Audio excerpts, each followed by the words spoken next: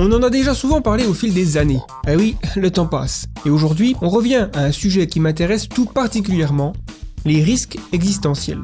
Pour aller plus loin, j'ai contacté Arsène Pierrot, qui est en pleine réflexion sur les risques existentiels, puisqu'il est en train d'écrire une thèse sur le sujet à l'Institut des systèmes complexes Paris-Île-de-France. Alors déjà, pour être clair sur les définitions, une catastrophe existentielle est un événement qui met un terme au potentiel à long terme de l'humanité. Et un risque existentiel est la probabilité d'apparition d'une de ces catastrophes existentielles.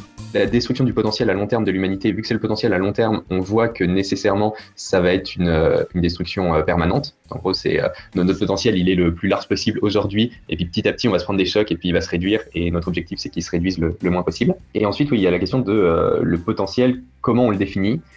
Alors ça, c'est pas forcément évident. En gros, on peut dire c'est un peu tout ce qu'on peut imaginer être capable de faire un jour aujourd'hui. Donc, par exemple, jusqu'à preuve du contraire, il n'y a aucune loi physique qui nous empêche de coloniser la galaxie. Donc ça, on va le mettre dans notre potentiel.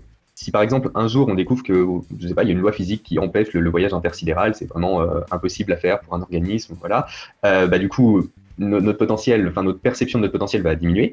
On pensait être capable et en fait non on ne peut pas, mais je suis pas certain que ça compte comme un risque existentiel dans le sens où c'est quelque chose qu'on n'aurait jamais été capable de faire de toute façon. Donc en gros, l'objectif de lutter contre les risques existentiels, c'est se laisser le maximum de possibilités par rapport à ce qu'on pense pouvoir faire aujourd'hui. Cette référence au potentiel de l'humanité peut être vue comme un arbre possédant de nombreuses branches, chaque branche étant un futur possible. Plus elles sont nombreuses, plus nous avons un potentiel ouvert. Et plus on a de chances d'évoluer vers un futur désirable. Une catastrophe existentielle est donc une grosse tronçonneuse qui découpe toutes les branches ou presque, ce qui diminue logiquement notre champ des possibles. Alors lorsque je réfléchis au risque existentiel, j'ai notamment cette question qui ne cesse de revenir dans mon esprit. Quelle est l'importance de notre place dans la chronologie passée et future de l'humanité ? Serait-il possible que le XXIe siècle soit l'une des époques les plus cruciales de la grande histoire humaine ? C'est une proposition qui paraît extrêmement arrogante. Comment peut-on être aussi important sur une échelle de temps qui s'étale de 200 000 ans dans le passé à des milliers voire millions d'années dans le futur ? Pourtant, un groupe grandissant de philosophes, mathématiciens et chercheurs pluridisciplinaires apporte des éléments de réflexion qui semblent indiquer que c'est effectivement peut-être le cas. Ils font partie entre autres des communautés long-termistes, altruistes efficaces ou encore transhumanistes.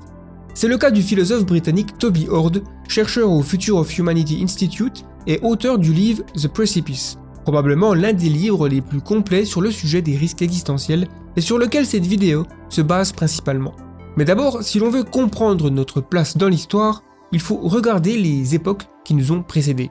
Il y a eu de grandes transitions dans l'histoire de l'humanité qui ont façonné ce que l'on pourrait appeler notre condition, c'est-à-dire à peu près toutes les caractéristiques qui constituent notre vie quotidienne. Certaines sont restées globalement inchangées depuis les premiers Homo sapiens, comme nos émotions ou notre biologie. D'autres sont complètement différents, comme nos moyens de transport, lieux de vie et la plupart de nos activités. La première de ces transitions eut lieu il y a environ 10 000 ans avec la révolution agricole. L'agriculture a permis de supporter 100 fois plus de personnes sur le même territoire que la chasse-cueillette, ce qui encouragea la spécialisation des tâches, une collaboration bien plus grande entre les individus, la naissance des villes, l'invention de l'écriture, les mathématiques, les lois, des institutions et au bout du compte, la civilisation. Gros changement, vous en conviendrez. Il y a 400 ans, la révolution scientifique marqua à nouveau la frise chronologique aux marqueurs indélébiles. Les premières formes de science étaient pratiquées depuis l'Antiquité et les germes de l'empirisme se trouvent dans les travaux des savants médiévaux du monde islamique, asiatique et européen. Mais il y a seulement que 400 ans, l'humanité a développé la méthode scientifique et l'institutionnalisation de la science. Cette création systémique de nouvelles connaissances ayant une correspondance avec le réel nous a consolidés sur un chemin de progrès, porté par le projet de la philosophie des Lumières. Progrès moral et social, comme l'abolition de l'esclavage, l'éducation publique ou la diffusion de la démocratie, et progrès technologique donnant à l'humanité un pouvoir croissant sur le monde naturel. Et enfin, il y a 200 ans, la révolution industrielle est née de notre capacité accrue d'exploiter d'immenses réserves d'énergie solaire vieilles de millions d'années, désormais piégées sous forme fossile. La productivité et la prospérité ont accéléré drastiquement grâce à l'automatisation, donnant naissance à l'ère moderne. En mettant de côté les conséquences positives et négatives, ces 3 périodes sont généralement considérées comme charnières dans notre histoire. Mais Toby Ord pense que depuis peu, nous avons transitionné dans une nouvelle et peut-être dernière époque. Étant donné la rareté des événements naturels d'extinction comme les supervolcans ou astéroïdes, le XXe siècle est certainement le premier siècle depuis des centaines de milliers d'années où la probabilité d'extinction a augmenté pour notre espèce. La première détonation d'une bombe nucléaire marque le moment précis où le rapide développement technologique de l'humanité a atteint un seuil unique, celui qui marque la limite passé laquelle notre extinction n'est plus réservée aux menaces naturelles externes, comme les astéroïdes, mais introduit les moyens de causer notre propre extinction. Je vous laisse quelques secondes pour saisir ce fait. Notre probabilité d'extinction est restée à peu près la même pendant des centaines de milliers d'années, jusqu'au 16 juillet 1945 à 5h30 du matin. Et il est raisonnable de conclure que sans un effort pour mitiger les risques existentiels anthropogéniques, la probabilité d'extinction ne fera que croître au fil des siècles. Elle est déjà plus élevée au XXIe avec l'arrivée de la biologie synthétique, de la nanotechnologie et l'intelligence artificielle sur la liste du plausible. Et nous ne savons pas quelle est la taille de cette liste, si l'on pousse le curseur du développement technoscientifique encore plus loin. Autrement dit, le précipice se rapproche et nous n'avons peut-être que quelques siècles pour s'y éloigner. C'est pourquoi Toby Ord appelle cette nouvelle période l'ère du précipice. Il est clairement très à l'aise avec les métaphores, ce monsieur. L'extinction a cette particularité d'être un état permanent. Autrement dit, lorsqu'une espèce s'éteint, elle le reste jusqu'à la fin des temps. Game over, aucun retour possible. Ok, sauf cas extraordinaire d'une intelligence qui utilise le génie génétique pour ramener une espèce à l'existence. Pensez Jurassic Park. Ces scénarios, appelés dé-extinction, ne sont pas pris en compte puisqu'ils ne dépendent pas de nos actions. Et même en cas de dé-extinction, nos potentiels futurs seraient a priori très restreints puisque entre les mains des êtres qui nous ont ramenés. Mais l'extinction n'est pas la seule conséquence d'une catastrophe existentielle. Toby Ord distingue 2 autres scénarios qui signifieraient l'annihilation du potentiel de l'humanité. Le premier concerne un monde ravagé, où la civilisation s'est complètement effondrée, la population humaine si peu nombreuse que tout espoir de reconstruire et de relancer notre potentiel est réduit à néant. Le deuxième porterait un monde gouverné par un régime totalitaire répressif, déterminé à se maintenir en place à l'aide de technologies avancées de contrôle, comme la surveillance omniprésente, le contrôle d'esprit et la suppression de nouvelles idées, par endoctrinement ou directement à l'aide d'implants cérébraux. Même si ces 2 scénarios ne causent pas directement notre extinction, ils auraient un effet similaire sur notre potentiel. Le vaste choix de futur qui nous est actuellement ouvert s'effondrerait en une gamme étroite d'options dystopiques. Maintenant que le constat est fait, nous avons 2 possibilités. Soit nous ne faisons rien et laissons la probabilité d'extinction augmenter au fil des décennies, ce qui mènera inévitablement à notre extinction ou dans quelques siècles, soit nous essayons de faire baisser cette probabilité jusqu'à peut-être un point hypothétique où les risques existentiels ne seront plus jamais une menace pour notre espèce. Ce que Toby Ord appelle la sécurité existentielle. Je considère que cette étape correspond à la maturité technologique. La première chose à faire, c'est d'essayer de mieux comprendre ces risques grâce à des classifications. Ça tombe bien, les humains adorent mettre des choses dans des catégories. On a déjà la classification la plus utilisée et que j'ai déjà mentionnée au début de cet épisode, entre risques naturels, qui sont relativement constants au cours du temps, et risques anthropogéniques, qui peuvent être actuels, émergents et surtout exponentiels. Une distinction que on fait pas mal dans mon institut, avec mon directeur, ça va être les risques endogènes et exogènes. En gros, la question c'est est-ce que ton risque vient de l'intérieur du système ou est-ce qu'il vient de l'extérieur? Donc ton système, ça va être en gros ta société. Et en fait, ce qui peut se passer, c'est qu'il y a un risque extérieur qui arrive, donc un choc qu'on va appeler exogène, mais qui peut être d'amplitude en fait assez faible, et que juste l'organisation de ton système en interne est en gros tellement mal faite que le choc va optimiser pour quelque chose qu'on ne veut pas forcément. Et en gros, ce choc exogène va s'amplifier et donc va amener une rupture de la société, quelque chose d'encore plus dramatique. Mais donc là, on va dire que le choc est principalement endogène parce que c'est la structure interne de la société qui a mené au drame. Enfin, une dernière classification qui est en fait 3 classifications en une que j'aime beaucoup. En gros, ils classifient ils identifient 3 étapes pour un risque existentiel. Il y a d'abord son origine, comment il apparaît. Ensuite, il y a l'escalade, comment il devient un risque global, mondial, on va dire. Et enfin, il y a ce qu'on peut appeler le dénouement, c'est comment il règle son compte au dernier humain, pour faire ça. Cette dernière classification est particulièrement détaillée et provient d'un article du Future of Humanity Institute. Pour chacune de ces catégories, plusieurs types de risques sont définis. Au niveau de la classification par l'origine du risque, on trouve les cas de risque venant d'un petit groupe. 3 cas de figure. Un risque invisible intervient lorsque peu de personnes sont impliquées dans le déclenchement de la catastrophe et ne sont pas conscients du préjudice potentiel. Par exemple, des chercheurs menant une expérience inédite en physique qui cause un trou noir. Un risque accidentel survient lorsque peu de personnes causent une catastrophe existentielle par accident. Par exemple, une erreur de jugement lors d'une tension nucléaire qui mène à une guerre totale. Si le risque est connu et intentionnel, nous avons un risque malveillant. Cela pourrait être le cas d'une attaque terroriste extrême visant à éradiquer les êtres humains. Ensuite, nous avons le cas de figure où un large groupe de personnes est à l'origine d'une catastrophe existentielle. Là encore, plusieurs scénarios. Un risque latent où de nombreuses personnes ne sont pas conscientes que leurs activités causent une catastrophe potentiellement existentielle. Un cas évident est le trou dans la couche d'ozone, où il a fallu plusieurs décennies avant de comprendre les effets des gaz CFC présents dans les aérosols et réfrigérateurs. Dans certains cas, les gens peuvent être conscients des risques et s'engager quand même dans l'activité, ce qui est appelé risque commun, et résulte souvent d'un échec de coordination internationale. Pensez à la tragédie des biens communs. Par exemple, ne pas agir ensemble pour lutter contre le réchauffement climatique. Enfin, le cas où un grand nombre de personnes se livrent à une activité visant à causer un préjudice délibéré est appelé un risque de conflit, typiquement une guerre nucléaire intentionnelle. Lorsque l'on regarde la catégorie de l'escalade, 3 classes se dégagent. Le risque peut être large, auquel cas il va causer très rapidement l'extinction. L'exemple archétypal est l'impact d'astéroïdes. Les risques d'effet levier sont ceux qui atteignent une échelle globale en une ou quelques étapes. Par exemple, si l'extinction d'une espèce critique cause un effondrement de l'écosystème entier, ce qui mène à notre extinction pour X raisons. Si la mise à l'échelle se produit en suivant de nombreuses étapes successives, comme des dominos qui s'effondrent, nous disons que le risque est en cascade. L'exemple typique est d'une pandémie qui se propage dans la population humaine. Et pour finir sur ce type de classification, on peut regarder la dernière catégorie, le dénouement. Car pour tuer tout le monde, la catastrophe doit atteindre tout le monde.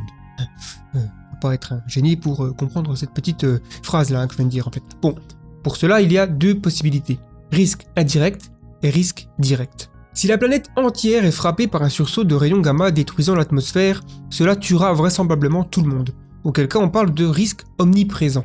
Un risque vecteur concerne tout risque qui va finir par atteindre tout le monde, même si cela prend du temps, comme un virus qui possède un temps d'incubation suffisamment long, ou si la catastrophe provient d'une technologie que l'on porte tous sur soi, ou en soi, potentiellement des nanorobots médicaux qui dysfonctionnent au bout de quelques décennies. Agency Risk, que je traduis par risque intentionnel à défaut de trouver mieux, est un autre type de risque direct. Il s'agit d'un ou des acteurs essayant délibérément d'atteindre tout le monde. C'est le cas classique d'une intelligence artificielle mal alignée ou une civilisation extraterrestre qui nous en veut tout particulièrement pour X raisons. Et dans les risques indirects, on a les risques d'habitat, qui rendent impossible la survie à long terme en modifiant ou en détruisant l'environnement dans lequel nous vivons. Par exemple, un hiver nucléaire qui rend l'agriculture impossible et les derniers survivants finissent par mourir rendant l'espèce éteinte. Les risques de capacité ont comme effet la suppression définitive d'une capacité sociétale importante, conduisant sur le long terme à l'extinction. C'est un peu plus abstrait, mais par exemple si pour une raison ou pour une autre nous perdons la capacité de produire de l'électricité et sommes finalement anéantis par une autre catastrophe qui aurait pu facilement être évitée dans un monde avec électricité. Avec un tel niveau de classification, il nous est possible de décortiquer de façon bien plus précise comment une catastrophe existentielle pourrait causer l'extinction de l'humanité. Voyons quelques exemples. Une pandémie artificielle relâchée par des terroristes est un risque d'origine malicieuse qui escalade en cascade et qui devient un risque vecteur lors du dénouement. Une fausse alerte déclenchant une guerre atomique avec l'hiver nucléaire qui s'ensuit est un risque d'origine accidentelle qui escalade par levier et qui devient un risque d'habitat lors du dénouement. Et dernier exemple, l'explosion d'intelligence d'une IA produisant une super intelligence artificielle qui élimine tous les humains pour éviter toute interférence avec ses objectifs. Il s'agit d'un risque d'origine invisible, qui escalade par levier ou cascade en fonction de la rapidité d'action et qui devient un risque intentionnel lors du dénouement. Je vous laisse appliquer cette classification à d'autres exemples. Vous verrez, c'est marrant de penser à la fin de l'humanité. L'avantage de cette classification est également la volonté de dresser des points communs entre les risques potentiels, ce qui souligne des possibles moyens de prévention, défense et résilience. C'est évidemment très intéressant de chercher une racine commune au risque. Maintenant, moi j'ai l'impression qu'il y a vraiment un dilemme entre généralité et efficacité. C'est-à-dire si tu me parles d'un risque très précis, je vais pouvoir te dire beaucoup de choses dessus. Enfin, bon, par exemple, si on prend l'IA Safety, évidemment c'est un problème compliqué, il y a beaucoup de gens qui travaillent dessus et c'est très bien, mais en tout cas ils peuvent dire beaucoup de choses précises sur ce problème. Tandis que si tu me dis juste il va y avoir un risque existentiel, on ne sait pas lequel, on peut a priori faire beaucoup moins. Donc c'est pour ça que je pense qu'il faut trouver je pense que tout est important, il faut faire du très général et du très précis. Maintenant, j'aime bien un petit peu ce compromis qui est proposé dans l'article où ils disent ok, on ne va pas s'intéresser à la nature du risque, on va s'intéresser donc à comment il se propage, son interaction avec la société, et on peut trouver des moyens de défense sur chacune de ces étapes. Donc, des choses un peu évidentes en termes de résilience, par exemple, ça va être de faire des abris à partir desquels pourrait repartir la civilisation. Donc les abris, il y a plein de possibilités. Ça peut être soit éventuellement des abris dans des zones vraiment assez isolées, en Antarctique, etc. Il y a l'idée de éventuellement convertir des sous-marins nucléaires en abris anti-risque existentiel parce qu'ils ont une grande autonomie. On peut vivre en autarcie pendant plusieurs mois dedans. Il va y avoir les abris spatiaux, donc avec à l'extrême la colonisation spatiale, éventuellement faire une colonie sur Mars. On est toujours dans l'idée d'avoir une sorte de copie de sauvegarde de notre civilisation. La copie de sauvegarde à l'extrême, elle pourrait même ne contenir aucun humain, mais juste des embryons et des robots préprogrammés pour les faire se développer d'ici 100 000 ans quand on est sûr qu'il n'y a plus de radiation, donc que sais-je, en fonction du risque. Donc ça, c'est surtout pour l'aspect résilience. Ensuite, pour l'aspect prévention, j'ai l'impression que ça va quand même être très dépendant de la nature du risque. Maintenant, il y a quand même des choses qu'on peut faire qui ne sont pas forcément sur le risque en lui-même, mais qui sont ce que Toby Ord appelle des facteurs de sûreté. Donc qui vont un petit peu diminuer la probabilité globale de risque sans vraiment s'attaquer à aucun d'entre eux en particulier. Donc c'est des idées comme réduire les inégalités et notamment diminuer la pauvreté extrême, avoir des ressources de nourriture plus conséquentes, promouvoir la paix dans le monde, la diminution des conflits, etc. On sent que dans un monde plus pacifié et en meilleure santé économique, on pourra plus facilement réagir à un risque, même si on ne le connaît pas encore a priori. Pour la partie escalade, il va y avoir toujours ces facteurs de sécurité. Et là, je rajouterais aussi une partie encore plus systémique où en gros, on peut s'intéresser un petit peu à la topologie des relations entre les personnes ou entre les nations. C'est-à-dire qu'aujourd'hui, on est dans un monde très connecté, ce qui a des avantages et des inconvénients. Donc, les avantages, c'est qu'on favorise le commerce, ça favorise sans doute la paix aussi, etc. Inconvénients, on l'a bien vu avec la pandémie, par exemple. Et donc, en gros, réfléchir s'il y aurait d'autres systèmes d'organisation qui pourraient mieux se protéger des cascades. Donc, par exemple, avoir une organisation soit plus hiérarchique, bon, ça je pense pas que ce soit une bonne idée, mais éventuellement, soit plus modulaire, donc qui fonctionne un peu par noyau, comme on a déjà un petit peu dans le monde. On a l'Europe qui est morcelée entre États, mais qui interagissent plus ou moins entre eux, mais qui peuvent refermer leurs frontières rapidement s'il y a besoin. Voilà. Un petit peu ce genre de questions, donc, qui sont typiquement celles qu'on essaye de traiter avec mon directeur. Nous avons atteint une riche compréhension du monde et un niveau de santé et de prospérité dont nos ancêtres ne pouvaient que rêver. Nous avons commencé à explorer ce qui se trouve au-delà de notre planète et à créer des mondes virtuels incompréhensibles pour les anciennes générations. Nos futurs offrent des possibilités si grandes qu'on peut presque dire qu'elles sont sans limite. Cela ajoute un poids incroyablement élevé à nos actions. Nous déterminons littéralement le futur de potentiellement des quintillions d'entités descendant directement ou indirectement de l'humain et ayant des expériences qui seront infiniment plus merveilleuses. Autrement dit, si tout se passe bien, l'histoire humaine n'en est qu'à ses débuts et le fun n'a encore pas commencé. Enfin voilà, si on se base un petit peu une fois de plus sur l'argument des vies humaines futures, j'ai juste fait un tout petit calcul en ordre de grandeur. Si on suppose que l'humanité ne s'éteint pas avant la Terre, mais même sans coloniser l'espace, ce qui réduit drastiquement notre potentiel, il y aura au total en gros 10 puissance 16 humains. Et en supposant qu'on ne devienne pas immortel, on reste un petit peu comme aujourd'hui, il y aura 10 puissance 16 humains, c'est 100 000 fois plus que tous ceux qui ont déjà vécu aujourd'hui. Donc voilà, même sans colonisation spatiale, le gros de l'humanité est potentiellement devant nous. Donc il y a vraiment beaucoup à faire, sauf que on a du mal à apprécier, de même qu'on a du mal à apprécier les faibles probabilités, on a du mal à apprécier les grands nombres. Mais au bout du compte, quelle est la probabilité de risque existentiel d'ici 100 ans, ou la fin du siècle, si on reste sur le 21e? Déjà, en utilisant le Doomsday Argument, ou l'argument de l'apocalypse, l'astrophysicien John Richard Gott estime qu'il y a 50% de chances que l'humanité disparaisse dans les 770 prochaines années. Donc on a encore un peu de marge. Mais l'argument de l'apocalypse est loin d'être sans faille, et si vous souhaitez plus de détails sur cette estimation, je vous invite à regarder notre précédente vidéo sur le sujet. Toby Ord estime quant à lui que nous avons une chance sur 6 de nous éteindre durant le 21e siècle. C'est la roulette russe en fait. La plupart des auteurs vont en ordre de grandeur tourner vers 10-20%. Il va y avoir quelques très pessimistes qui vont mettre 50, 60, 70%. J'ai vraiment jamais vu quelque chose en dessous de 1%. Je parle de la probabilité totale là. Ouais. Donc voilà, en gros, le nombre à retenir, c'est qu'en gros, les experts se mettent autour de, les gens qui travaillent sur le sujet se mettent autour de 10-20% d'extinction de probabilité d'extinction d'ici 100 ans. On a un argument général pour dire que la probabilité d'extinction par risque naturel est quand même de 1 sur 10 000 pour les 100 prochaines années, c'est en gros regarder la durée qu'a vécu Homo sapiens jusqu'à présent.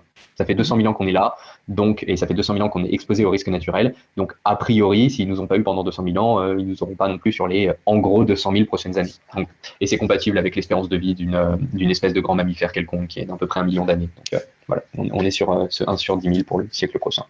Ensuite, il y a les risques anthropogéniques actuels. C'est principalement la guerre nucléaire et le changement climatique qui font chacun une chance sur 1000.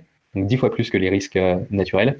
Il compte aussi les dommages environnementaux qui ne sont pas du changement climatique, donc ou en tout cas pas directement, donc soit la destruction d'une ressource vitale, soit la perte de biodiversité. Donc il va aussi être à 0,1%. Le gros du 1/6, il va venir des risques anthropogéniques futurs, donc les potentielles nouvelles technologies qu'on va développer. Pandémie, c'est en gros 3%, intelligence artificielle, c'est en gros 10%, et les imprévus, c'est 5%, mais là, pour le coup, c'est vraiment du bayésien purement subjectif, ça s'appuie sur rien, puisque par définition, ils sont imprévus. Et donc, voilà, on fait ce 3%, plus 10%, plus 5%, on arrive à 18%, et en gros, 1/6 pour l'image graphique de la roulette russe. Peut-être un truc pour éventuellement tes auditeurs les plus optimistes, c'est juste de souligner que, voilà, une fois de plus, le risque d'extinction sur les 100 prochaines années est de minimum, grand minimum, 1 sur 10 000, ne serait-ce qu'à cause des risques naturels. Et rien que ça, si on est un peu utilitariste convaincu, qu'on imagine le potentiel des vies futures, etc., c'est déjà astronomiquement élevé et on devrait déjà mettre énormément de moyens pour lutter contre. L'ère du précipice va peut-être durer 1, 2 ou 3 siècles, jusqu'à ce qu'on atteigne la sécurité existentielle. Dans 1000 ou 100 000 ans, les historiens du futur considéreront notre époque comme la plus importante de l'histoire. Celle où l'humanité a connu le niveau le plus élevé d'extinction, avec les capacités les plus faibles pour y faire face.